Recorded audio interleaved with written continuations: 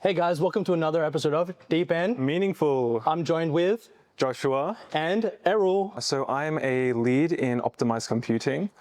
So that means I lead projects. So the project I'm currently leading is a Motorolla project. But also, like most other MDN members, I also partake in a number of other branches. For example, I co-teach an outreach workshop. Can you let me know the rundown of what your project is and what you aim to do? The current sort of goal we have is for people with disabilities to be able to move and actuate certain things like wheelchairs without having to use their arms or legs. And for example, one sort of way we can do this is with brainwaves. So if you think in a certain way and you measure the electrons on your scalp, the voltage, you will get a certain signal. And if you get some special headset and measure it, you'll get some waves, and each sort of thought you have becomes a certain thought fingerprint, if you will.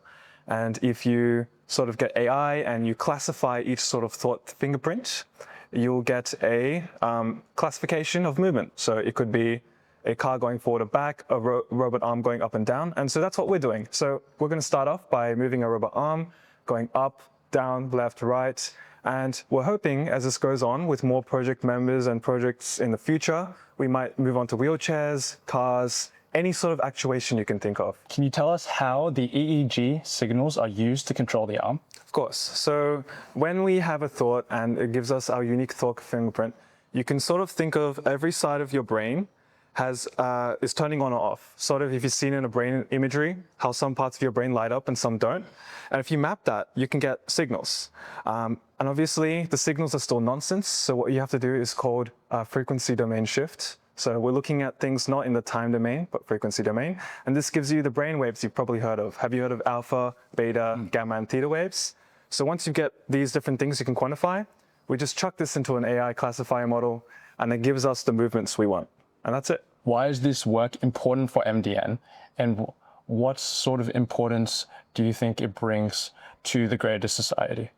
Okay, I got about 3 things I can say to that. So number one is, firstly, for MDN in general, we're making a pipeline, a sort of a framework with having the headset control things. So right now we're just hoping our goal will be moving a robot arm, but we can have students who take this pipeline in MDN and do it for other things. So like moving a wheelchair or other things. And so having this framework prepared for them will help any student who wants to further go into this field. So we're basically making the technology for everyone else. Second thing is, so wider field. So like I said, it's helping people with disability. So it's giving MDN an opportunity to actually help people and get things done with our knowledge.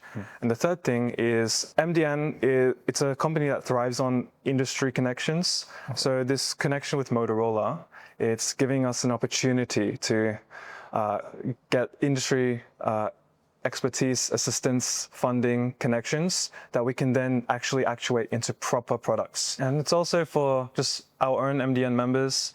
We have the projects, everything we make is documented and ready for our co-workers.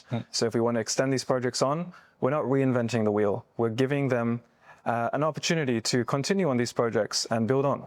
And like I said with the workshops earlier, again, it was me teaching things we knew that weren't necessarily related to any unit, but they would help people regardless. What sort of advice would you give to students who want to go into a research project or want to join MDN or any other student team?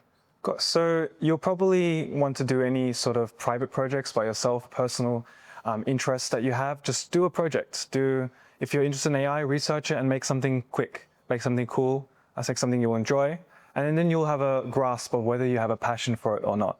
And then if you want to take it a step further with all this experience you've got, then you can join MDN and say you have these cool, higher, grander ideas that you want to achieve, but you can't do it alone. And that's why you would need MDN support and the connections we have. And that's the whole point of MDN. It's allowing you to achieve your dreams in terms of AI work or computer architecture work and achieving it with the help of us. Thank you, Erol, for your time and your efforts here at MDN. Is there anything else you wanted to say or any shout outs you wanted to give?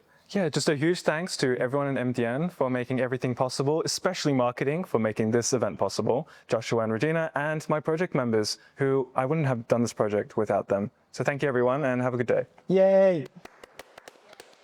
Congratulations.